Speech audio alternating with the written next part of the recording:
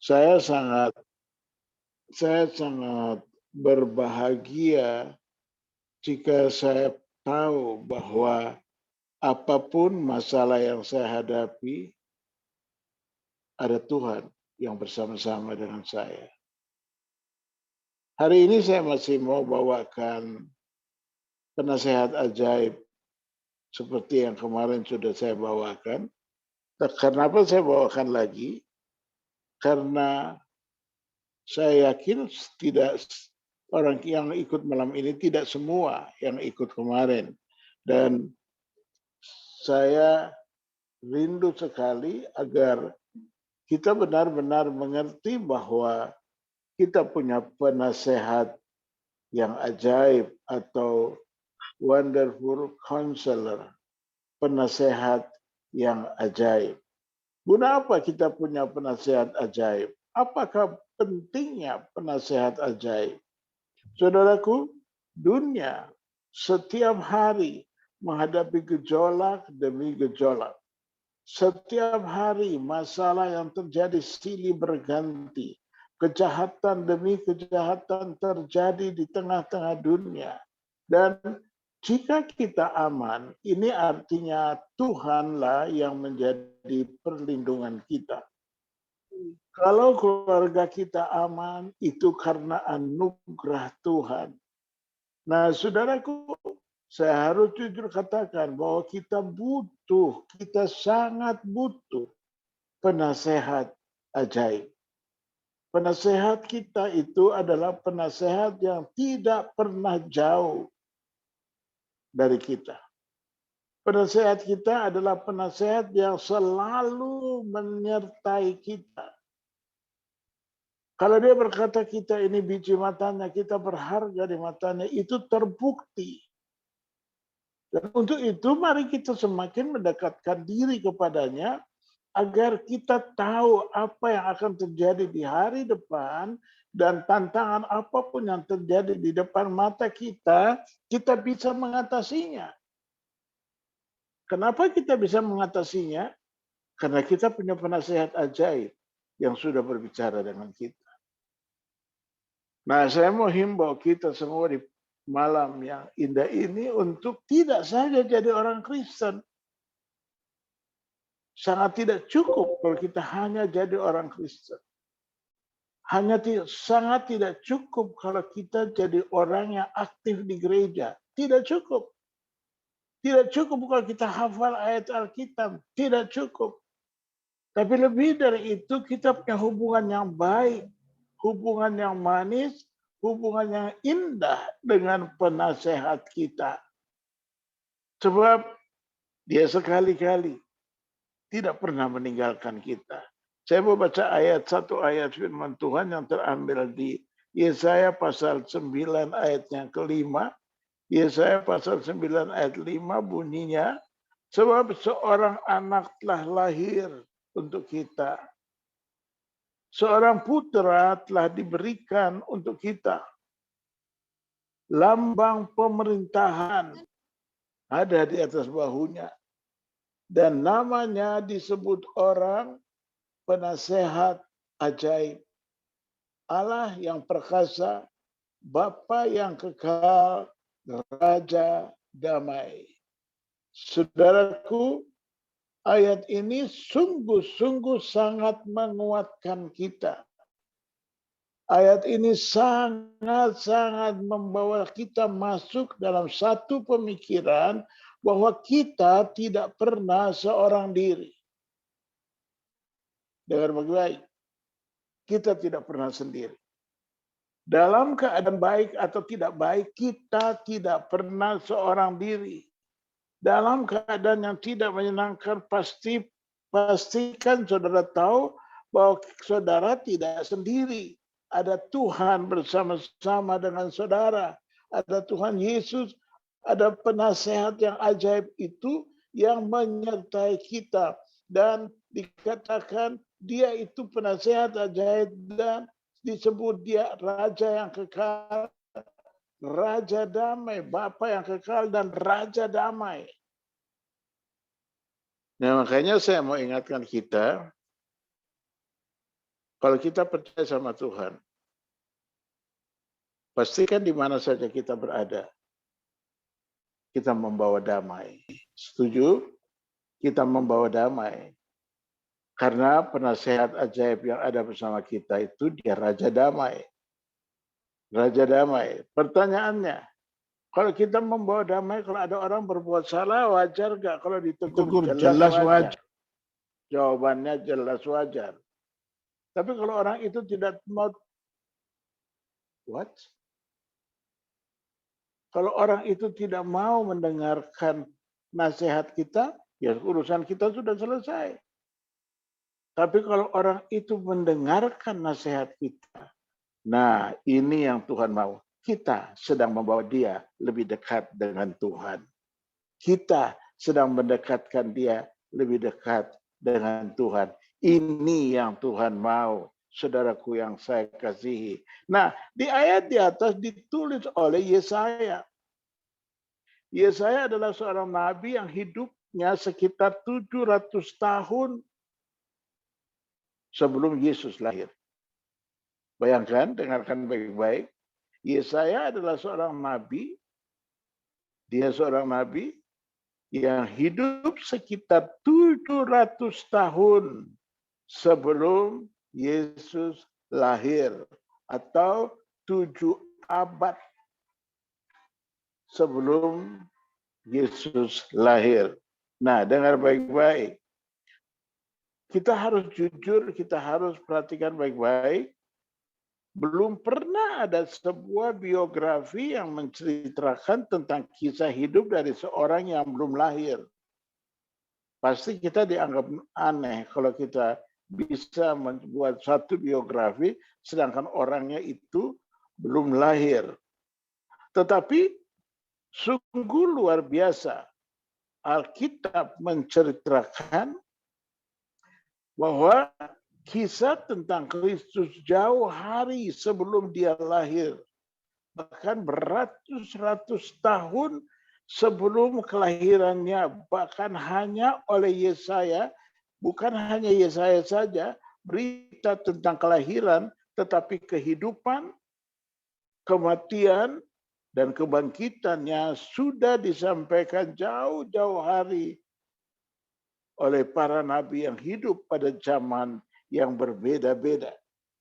Saudara bisa lihat para nabi yang hidup dalam zaman yang berbeda-beda. Mereka dapat nubuatan dan mereka bercerita tentang akan datang seorang penasehat ajaib. Akan lahir seorang penasehat ajaib. Nah, dunia saat itu sedang tidak tenang, dunia sedang kacau, dunia sedang ribut, tidak ada satu pemimpin yang bisa didengar. Sangat gampang terjadi kekacauan di mana-mana. Dan saya lihat saat ini juga kalau kita tidak kuat berdoa, kekacauan di mana-mana terjadi. Dan dengan tidak tunduknya manusia pada pemerintah semakin kacau. Manusia dengan semudah-mudah bisa menyerang pemerintah. Dan ini yang kita mau belajar baik-baik. Sebab kalau kita percaya pada penasehat kita, nah salah satu hal yang Alkitab sampaikan tentang Kristus, bahwa dia, Kristus itu adalah penasehat ajaib. Ada beberapa karakteristik penasehat ajaib yang nyata di dalam diri Kristus. Ini yang perlu kita pelajari bersama. Itu seorang penasehat mempunyai hubungan atau relasi dengan yang dia nasihati. Jadi kalau hubungan kita dengan penasehat ajaib kita baik, maka saya percaya dalam hidup kita masalah boleh terjadi, goncangan boleh terjadi, dunia boleh mengerikan, semua boleh ketakutan terjadi, tetapi ada penasehat kita yang selalu berjaga-jaga di dalam hidup kita. Mari kita belajar bersama-sama, renungkan bersama-sama. Saya mau katakan baik-baik, Kalau saudara hanya menganggap gereja itu 1 minggu sekali saudara datang beribadah, lalu di hari-hari lain saudara tidak punya hubungan dengan Tuhan, artinya saudara sedang membuat hidup saudara masuk dalam satu kesulitan. Awali diri saudara setiap hari. Awali dirimu dengan dekat kepada Tuhan. Ada hubungan, ada relasi yang manis. Hubungan yang manis kita dengan Tuhan. Dan jika hubungan kita yang manis dengan Tuhan, maka damai dari surga turun di hati kita. Poin kedua, seorang penasehat mengambil keputusan segala sesuatu yang terjadi dalam hidup kita. Penasehat ajaib kita yang mengambil keputusan. Jadi katakan Roma 8 ayat 28 bahwa Allah turut bekerja dalam segala perkara untuk mendatangkan kebaikan bagi setiap orang yang percaya kepadanya. Berarti keputusannya ada pada penasehat ajaib. Kita hadapi tantangan, masalah, boleh goncangan, boleh terjadi. Tetapi kita perlu sadar, kita perlu ingat bahwa ada penasehat ajaib kita. Dia tidak pernah jauh dari kita. Dia senantiasa siap menolong kita. Dan pada waktu kita bangun pagi, ini yang saya mau ingatkan saudara. Bangun pagi kita belum apa-apa, coba duduk di bawah kakinya penasehat ajaib. Saya belajar mempraktekkan hal ini. Pagi, subuh, tengah malam, saya usahakan. Supaya saya bisa duduk di bawah kaki Tuhan. Saya bicara dengan Tuhan. Terima kasih Tuhan. Bicara dengan Tuhan. Kenapa? Supaya saya diberikan hikmat untuk memasuki kehidupan yang tidak menentu ini. Nah, poin ketiga. Seorang penasehat harus mengerti dan mengalami. Kalau bicara dimengerti dan mengalami, kita harus akui jujur bahwa Tuhan Yesus, dia mengerti banget masalah yang kita hadapi. Sebagai contoh, kalau kita dihina orang, oh dia sering banget dihina orang. Kita difitnah, wah dia sudah lulus dari fitnahan itu. Kita dianiaya, dia pun sudah alami penganiayaan. Dan dia mengerti, sangat mengerti apa yang menjadi pergumulan saudara. Apa yang menjadi masalah dalam hidup kita, dia sangat mengerti. Makanya yang saya mau ingatkan kita adalah jangan takut hadapi hidup ini. Jangan sampai karena ekonomi kita melepaskan iman percaya kita, iman kepercaya kita melepaskan penasehat ajaib kita. Ekonomi aja, masalah ekonomi. Orang seringkali tergoncang karena ekonomi. Bahkan orang tidak ragu-ragu melepaskan iman percayanya karena ekonomi. Orang itu lupa bahwa penasehat yang kita tunduk ini adalah dia mengerti, dia tahu apa yang kita alami. Jadi waktu kita sedang hadapi tekanan berat, waktu kita hadapi masalah berat, coba nangis di bawah kaki. Nangis, sebab dia tahu solusinya. Saudara jangan saudara berpikir, saudara punya masalah utang, ditagih utang, saudara nangis sama Tuhan, lalu besok Tuhan kasih uang segeprok untuk bayar utang. Tidak segitu, tidak gitu caranya. Tidak begitu caranya. Proses, itu namanya pembentukan proses sedang terjadi dalam hidup kita. Waktu kita menyadari kita salah, karena Tuhan tidak pernah mengizinkan kita berhutang. Tuhan tidak izinkan kita. Mungkin kita susah, nggak ada apa-apa, tetap berharap bahwa percaya kepada Tuhan, pasti ada mujizat. Tuhan bisa buat yang tidak mungkin menjadi mungkin. Nah, kita belajar di malam yang indah ini, kita tahu persis bahwa Tuhan itu hadir dalam hidup kita dan Tuhan tidak pernah jauh dari kita. Nah, Seorang penasehat akan selalu bekerja secara langsung terhadap yang dinasihatkannya dalam percakapannya, pandangan, dan relasi yang dekat. Mesias itu datang menghampiri manusia. Yang hebatnya, dia datang menghampiri manusia, bukan saja menghampiri manusia, dia Mesias, dia Tuhan, dia penasehat ajaib, dia turun ke dunia ini, dia menjadi sama dengan kita. Hebat nggak? Hebat, hebat. Makanya dunia saat ini kan gempar. Banyak orang yang bimbang dengan iman percayanya. Karena tuntunan iman percaya orang lain itu mengajarkan kekerasan harus balas dengan kekerasan, mata harus ganti mata, tangan harus ganti tangan. Beda dengan Yesus. Kasih menutupi banyak sekali dosa. Itu yang diajarkan oleh Tuhan Yesus. Nah, saudaraku, manusia menjadi tegang atau bingung menghadapi kehidupan ini di tengah-tengah yang begitu menakutkan. Nah, Tuhan menjadi penasehat yang ajaib di dalam hidup kita dengan membiarkan kita masuk dalam relasinya. Dia hadir dan dia tidak pernah meninggalkan kita. Dan dikatakan poin kedua, seorang penasehat mengambil keputusan yang tadi sudah saya bagikan pada kita. Keputusan yang Tuhan ambil bukan keputusan kita ambil. Keputusan itu Tuhan yang ambil. Yang ketiga, dia mengerti apa yang kita alami.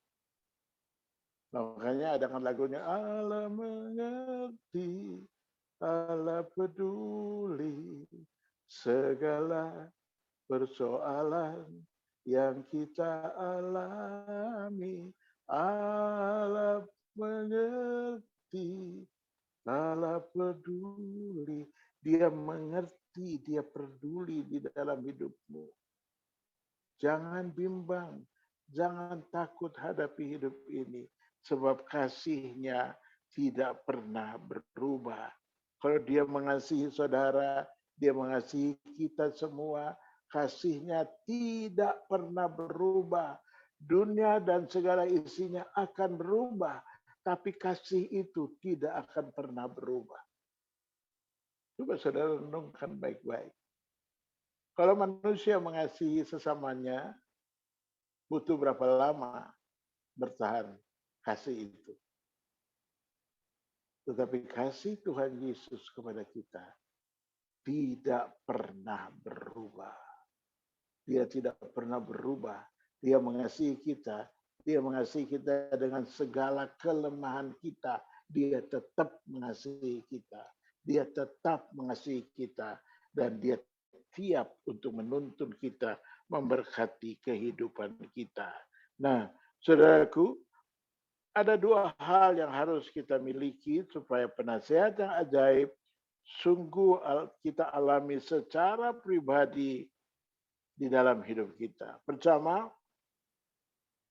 saya catat di sini trust. Trust artinya percaya. Trust itu percaya. Kalau kita percaya sama penasehat ajaib kita percaya, kita nggak perlu banyak banyak bimbang atau banyak ragu dengan penasehat kita, nggak perlu. Begitu kita percaya, kita serahkan hidup kita padanya. Waktu saudara sedang hadapi masalah, apapun masalah yang sedang saudara hadapi, malam yang indah ini, apapun pergumulan yang sedang saudara hadapi, malam yang indah ini, penasehat ajaib kita siap menolong kita. Apakah saudara kurang berbahagia? Kalau saya katakan jujur, saya sangat berbahagia. Saya sangat-sangat berbahagia. Kalau saudara tahu firman Tuhan, kebenaran, kita percaya dan kita mau obey, atau obey itu taat, trust and obey, percaya dan taat dan percaya. Maka hidup kita semakin hari semakin dikuatkan. Saya mau ingatkan kita, kalau kita taat, trust and obey, bukan berarti kita besok jadi orang kaya, jadi punya, yang nggak punya mobil dapat mobil. Tidak begitu. Karena Tuhan tidak ajarkan kita seperti itu. Tuhan mengajarkan kita setia pada perkara kecil. Perkara kecil dulu kita setia. Kalau saudara mau diberkati Tuhan, jangan pernah memikirkan berkat yang besar.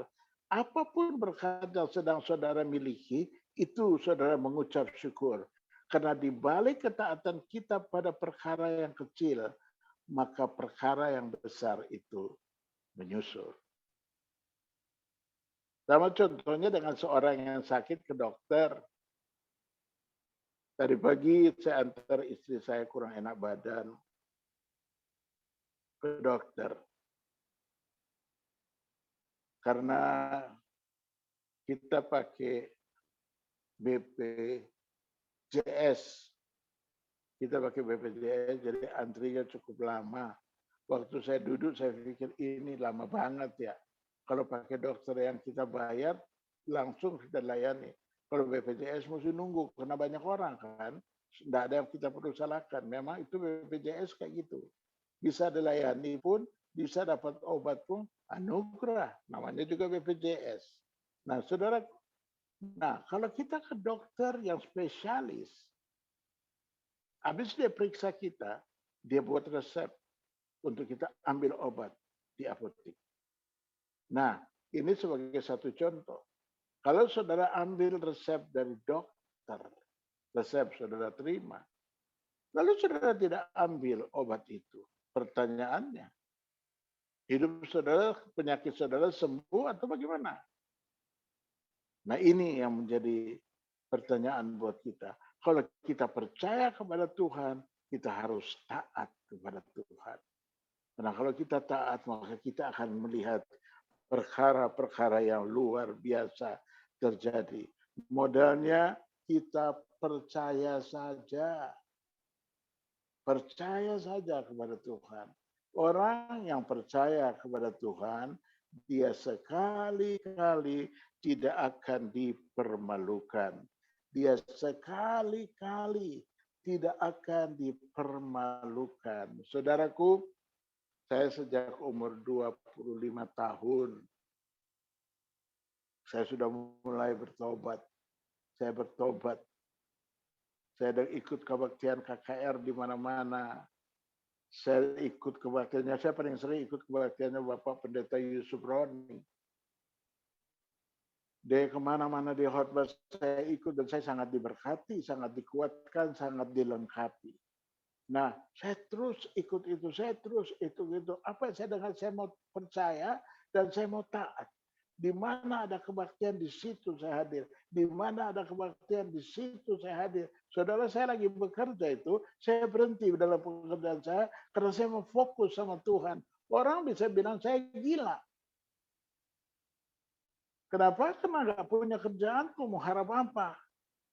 Tapi sampai detik ini, saudaraku yang saya kasihi, saya tidak pernah melayani minta uang dari orang. Nggak pernah. Saya nggak pernah buka tangan minta dari satu orang pun. Nah, setiap kali saya jalan pelayanan, Tuhan pasti mencukupi.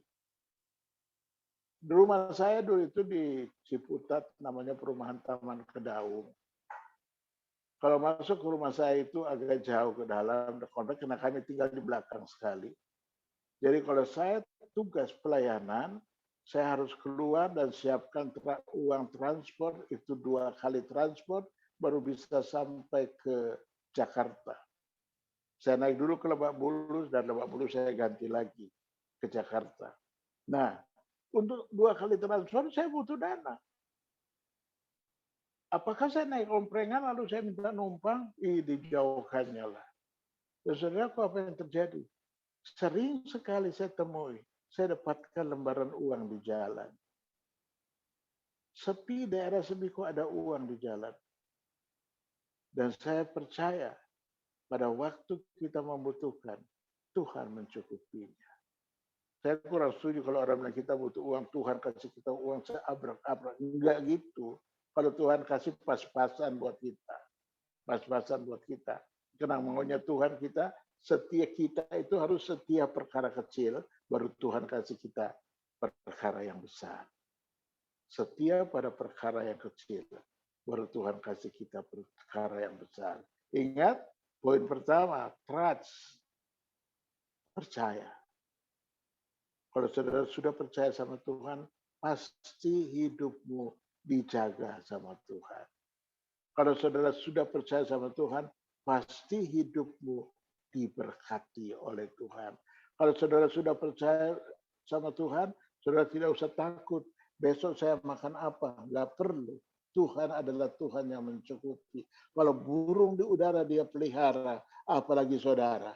Kalau burung dipelihara dia jaga, apalagi saudara. Kita biji matanya, dia jaga kita. Percaya dan taat. Trust and obey. Nah, dalam kitab Mazmur 5 ayat 35 sampai 36 saya kutip di sini. Ketika Yesus berbincang dengan kepala rumah ibadat yang datang kepada Yesus, lalu minta tolong. Anaknya sakit hampir mati, kata kepala rumah ibadat itu kepada Yesus. Waktu Yesus mendengar berita itu, Yesus lalu berkata, ayo mari kita pergi. Saudaraku, saya senang sekali baca ayat ini, berulang-ulang saya baca. Yesus gak banyak bicara.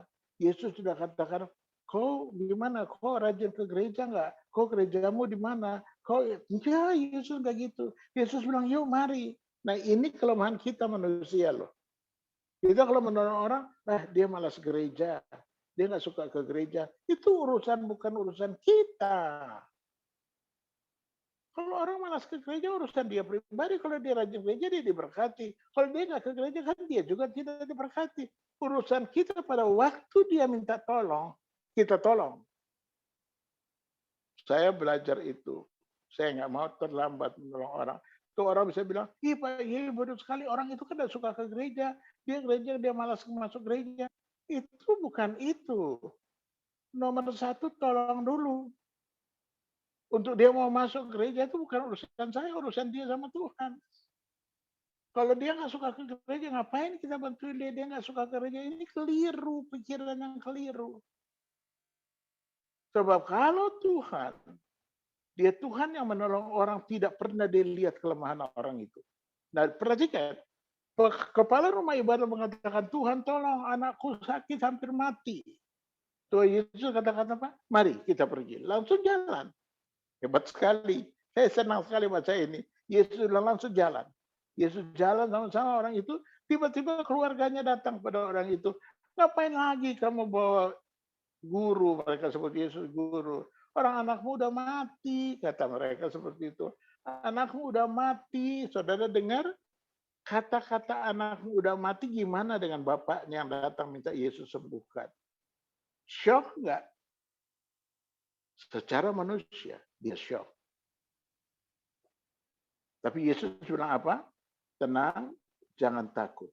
Percaya saja. Itu kata-kata Tuhan Yesus. Jangan takut, percaya saja. Nah, model kita hidup di dunia ini apa? Jangan takut, percaya saja. Setuju ya? Dengar, kalau bisa dari tempat duduk saudara katakan, jangan takut, percaya saja.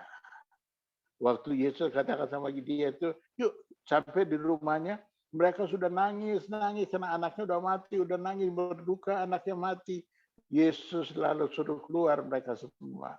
Yang nangis-nangis keluar, reseh istilahnya reseh banget orang-orang ini.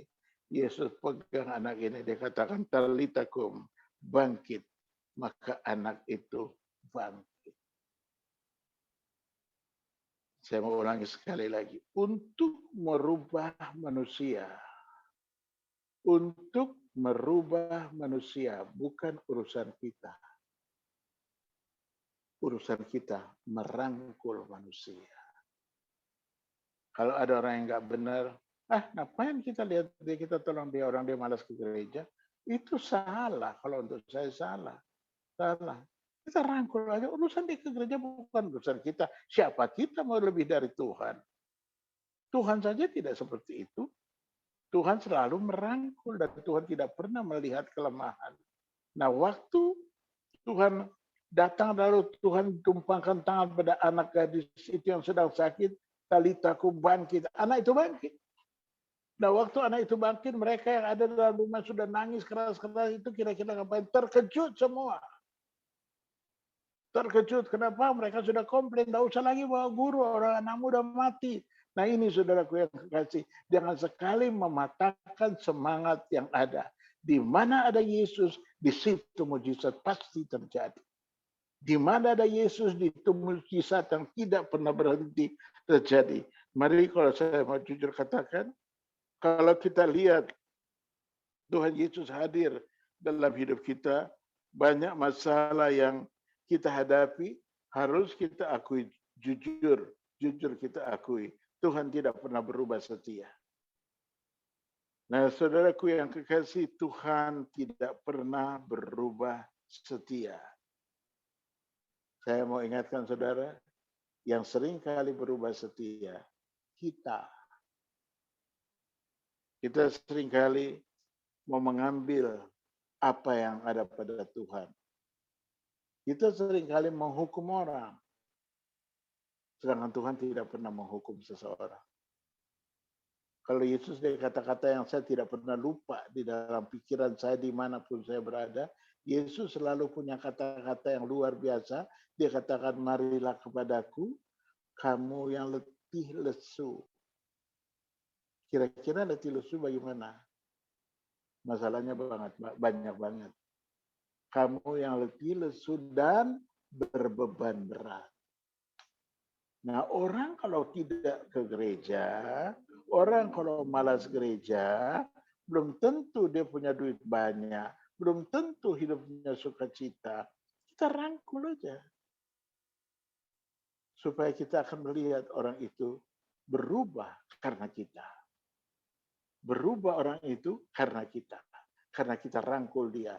Kita bawa ke Tuhan. Menyengkelkan, menyakitkan, memuakkan orang itu benar. Tapi tugas kita menerima orang itu dengan segala kelemahannya. Karena yang bisa merubah orang itu adalah Tuhan. Nah, ini kita perlu praktekkan di dalam hidup kita.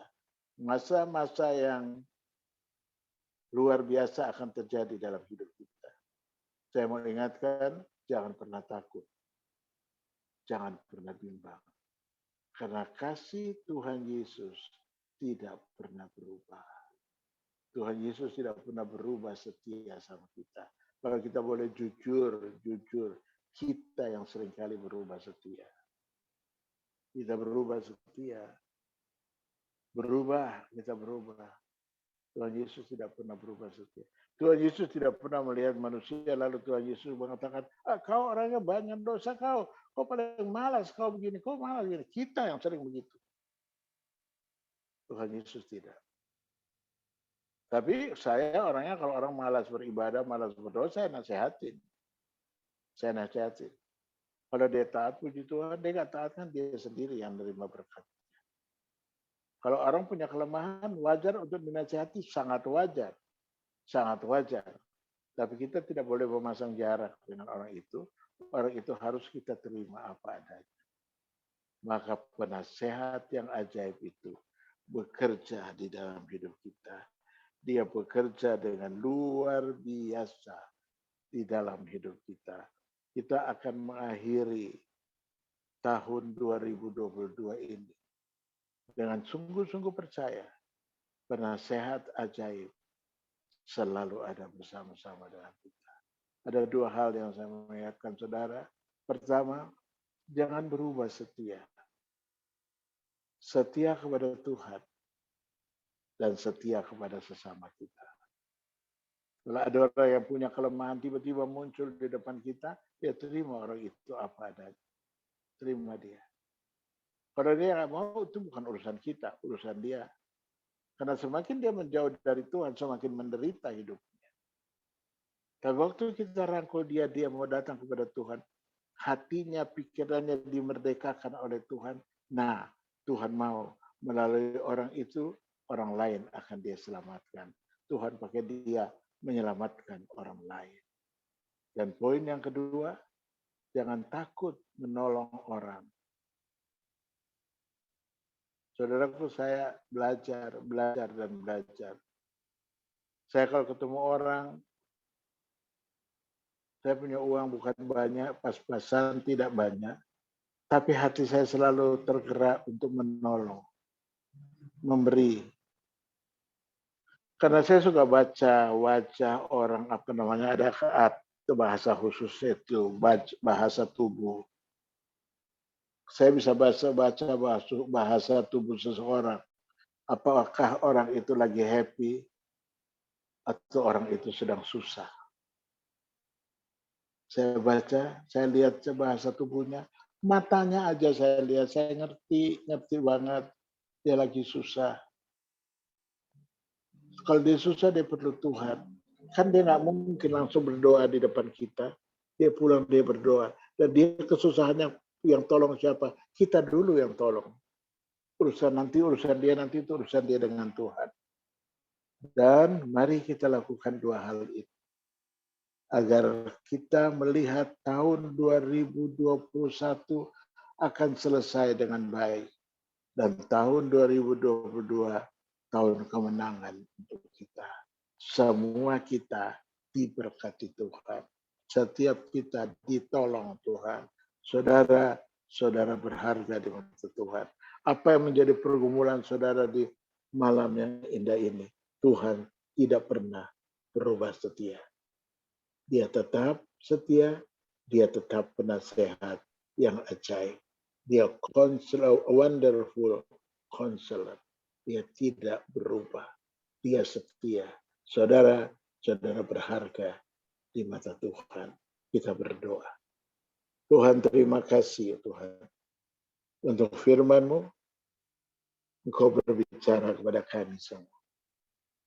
Kami tidak sekedar mendengar, tetapi kami buka hati, pikiran kami, untuk kami mau melakukan di dalam hidup kami. Sucikan, kuduskan kami, biar hari-hari kami dapat menikmati hari yang luar biasa. Tuhan jamah setiap kami, anak-anak-Mu semua Tuhan jamah. Setiap rumah tangga yang bekerja Tuhan berkati pekerjaannya. Yang sekolah Tuhan berkati sekolahnya, yang kuliah Tuhan berkati kuliahnya. Tuhan, kalaupun ada di antara kita malam ini yang mengalami kesulitan ekonomi, Tuhan, Engkau cukupkan mereka, berkati mereka.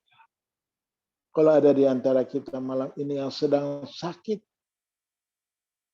saudara, kalau saudara sakit, tangan kananmu letakkan di penyakitmu. Dan sudah saya dari tempat ini mau berdoa untuk saudara.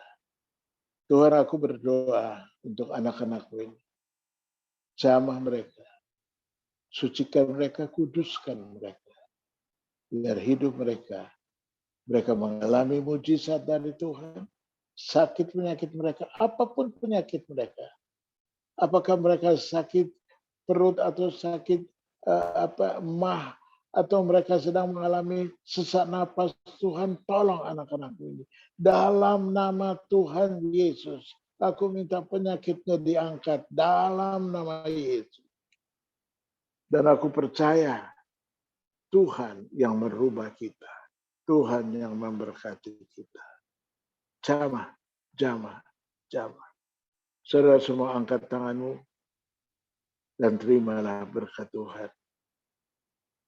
Dengan taat dan setia kepada Tuhan, maka kasih setia Tuhan yang tidak pernah berubah terjadi di dalam hidupmu.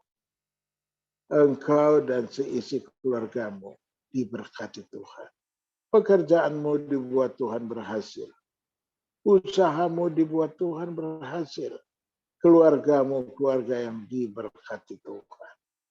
Anugerah Allah Bapa, kasih setia dari Tuhan Yesus Kristus, serta pertolongan Roh Kudus menyertai saudara saat ini sampai selama-lamanya. Dalam nama Tuhan Yesus. Mari semua orang percaya katakan amin.